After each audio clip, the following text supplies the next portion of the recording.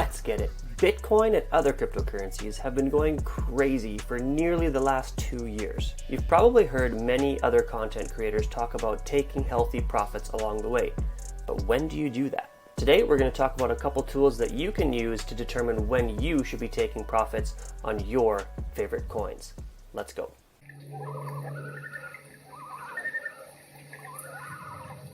What is up, everybody, and welcome to the Crypto Cabin. My name is Tom, and in today's video we're going to be talking about when to take healthy profits on your different investments. If you're new to the channel, please scroll on down, hit that subscribe button, then click the notification bell and select all so you get notified when I post these new videos.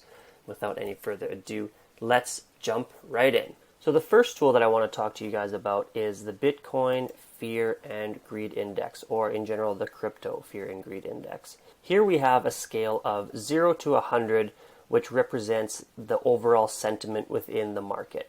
So anything that is usually below 30 is deemed as fear or even extreme fear. Once we get into the 20s, I believe it is extreme fear when we are below 25. As you can see, when we get above that 25 level, we are in just fear. Then this would be kind of the neutral area where nobody's really sure. And once we get up into the green zone here, 60s, 70s, we are entering greed. And then when we get above 80, we get into extreme greed. So as the saying goes, we need to be fearful when others are greedy, and we need to be greedy when others are fearful. Basically, what that means is typically it is a good time to buy when we are in the fear range, and typically it is a better time to sell when we are in the greed ranges. So this is one thing that you can take a look at whenever you are thinking maybe it should be time to take some healthy profits on some of my investments. You could come and check this, because typically as Bitcoin goes, so does the rest of the market. In a blow off top phase, Bitcoin seems to peak out first, and then altcoins are able to run for a little while after that, so always keep that in mind. But this is one tool that you can always reference just to see how the markets are doing. So when we scroll on down here, we can see that we have this chart mapped out for all time of the Crypto Fear and Greed Index. So like I said, typically when we get down to the 30s or below, that is typically a good time to buy. So let's start and reference what happened on this index chart with what was happening with the price of Bitcoin. So if we start back here, the lowest point back when it was first kind of starting out, let's say, was 11 on April 2nd of 2018. So on April 2nd of 2018, where were we? So right here you can see that on April 2nd we got all the way down to roughly $6,600, and the markets were in extreme fear, obviously, after coming all the way down from a $19,000 to $20,000 Bitcoin. After that, the next high we ran up to was around 67, so getting close to that greed territory, which was in May of 2018, May 6th to be specific. So what was the price like on May 6th? On May 6th, you can see, or this is the week of May 6th, you can see that we were back up to $9,600. So just by doing that one kind of swing trade, you could have almost gotten an extra 1.5 times your Bitcoin, simply by buying down here when people were fearful and then selling up here when people were greedy. So this obviously isn't the only metric that you could use, but simply by just using that one Crypto Fear and Greed Index metric, you could be doing fairly well. So let's take a look at another example here. Here is November to December of 2018. And like I said, this maybe is a good time to dollar cost average. You don't need to always sell or buy your whole portfolio at one specific time, right? We do dollar cost average because you don't know what the price is going to do day to day. You don't want to get rid of all of your position at one time, just in case, for example, it does continue to run, or in case it does continue to drop lower and you potentially have a better buying opportunity. So this range between the end of November and into basically the middle of December, the Fear and Greed Index was quite low. So if we come and take a look at the range of what was happening price-wise from end of November to beginning of or middle of December, we were in this range right here between roughly $3,000 and a $4,000 Bitcoin. Once again, if you were to kind of dollar cost average in that area, and then take a look at the fear and greed index, when we got all the way up here in June of 2019, we got up to, that's well above 90 anyway. If we take a look at June of 2019, so this would be a bit of a longer hold. This is why you don't necessarily need to be watching the charts every single day and analyzing every little thing. If you were to dollar cost average in down here, once we got up to above this 80 mark, or even close to this 80 mark, back in June of 2019, if we come over here and take a look at what was happening, June of 2019, we were up towards a $13,000 to $14,000 Bitcoin. So once again, you buy in this range. You don't have to be perfect. You don't have to time the bottom exactly. Let's say you ended up buying right at around 4,000 and you sold out at like 12,000. You still 3x'd the amount of Bitcoin that you had at that point in time. So there are many more examples like this, where by simply buying the fear and selling the greed, you could increase your position in Bitcoin specifically. And like I said, in regards to blow off tops, typically Bitcoin will run, and then the altcoins have a little period afterwards where they would run.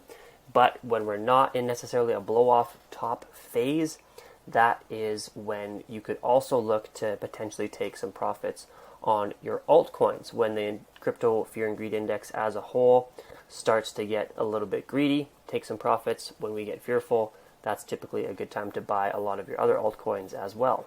In addition to obviously the overall sentiment of the market, which can be measured by the crypto fear and greed index, another tool that I like to use is called Fibonacci trend-based extensions, or trend-based fib extensions. So this is what I have been using for my own personal take profit strategy. And if you've been a part of my Telegram group, or if you've gotten a chance to take a look at this on YouTube, you will see that these are the prices that I had set for my own personal take profit strategy for CRO. I didn't have any at the time, wish I did, but if I would have had CRO when people asked about it, this is when I would have set some of my take profits. So not that I would sell everything at each given spot.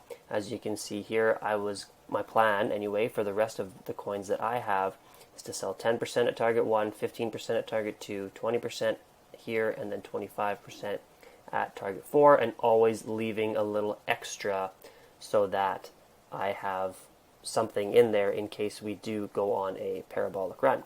But take a look at those prices and I'll show you where I got them from. So when we go back to CRO, we click on trend-based fib extensions.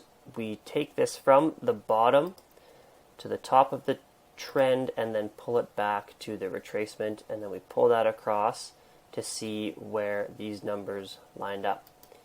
So I said my first one was at around 44 cents. Then we had, I think, 66, 65, 87. Its numbers are slightly different, but they're very, very similar, just based on where I precisely draw this little tool here. But more or less, that is where we were at. So here was the bottom of the retracement.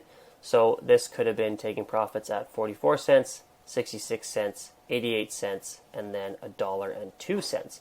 And as you can see here, when we draw this out, if we would have taken profits along the way there, you would have potentially taken out a little bit here at the 0.618, and then bought back in just at around the 1. So the amount of times that these, fib numbers hit, or at least are very close to it, is uncanny. Because I think anyway, once we get into price discovery mode, a lot of people are watching for these levels, because there's not necessarily a lot of other info to go on to base it off of as to how high it's going to go. So a lot of people are purely looking at numbers like this. They're taking emotion out of it and just looking at these specific levels. And quite often, the 1.618 and the 2.618 are things that are hit quite often. And then in this kind of blow off top mania phase, we can get obviously up into the 3.618 and 4.236. So with CRO, for example, you could have taken some profits at 1.618, also at the 2.618 at about 66 cents, 88 cents, and $1.02. It did go a little higher, obviously, so that's why I always leave a little bit extra in case it does keep on running. But this would be some ways to find out where you should be taking some profits in addition to going over the crypto fear and greed index. The other project I had that this worked really well for was sand. So if we get rid of my latest one here for my latest predictions, this is what happened with sand. So I drew it from the bottom here up to the top and then pulled it back down to the retracement. And again, if you would have taken some profits along the way, you would be in a very good position. But as always, this is why I leave, again, some extra in there, because this did rally way up past the 4.236 with the metaverse hype, and we rallied all the way up to over $8, almost $9. So I had, for sand, down over here, if you were a part of my Telegram group or have seen this before, these were the levels that I had said to potentially take a little bit of profit along the way. And now I have added in a next level for both CRO and sand, because we have already gone through the levels that I had before, and we are now on our way into price discovery mode once again, obviously, or we were after that. So this is where I take, the start of the last trend, the latest trend, I should say, from the bottom to the top, and then draw it down to the retracement. And these are the numbers that we are getting now for potentially where we could be going in the future. So take a look at all of these different levels on the way up. It could be, we reached close to that $9 mark. Next could be around $10.50, $12.25, $17.35, $25.5. These are just some numbers to look at. But this is a tool that hopefully helps you guys figure out where to take your profits in conjunction with the crypto fear and greed index. As always, do your own research, do your own charting analysis, figure out where you think you'd be comfortable taking profits. There's a lot of different things that go into play here as well. For example, for myself, if I've gotten into a very low cap coin, if I go up 2 to 3, maybe even 5x, I will pull out my initial investment and then let the rest of it ride and take profits at certain levels that I have gone over from there. And then I can roll over that initial investment into a different project. Maybe I'll take up my initial investment plus a little extra as well, just to make sure that I lock in some real profits there. Those are a couple strategies that I have used during this bull run and will continue to use moving forward. So that is it for today, team. Thank you so much for watching. And if you got some value out of this video, please scroll on down, leave this video a thumbs up, and then hit that subscribe button. Click on that bell notification and select all so you get notified when I post these new videos. It really does help out so much. I appreciate each and every single one of you, and I will see you next time on the next episode from the Crypto Cabin.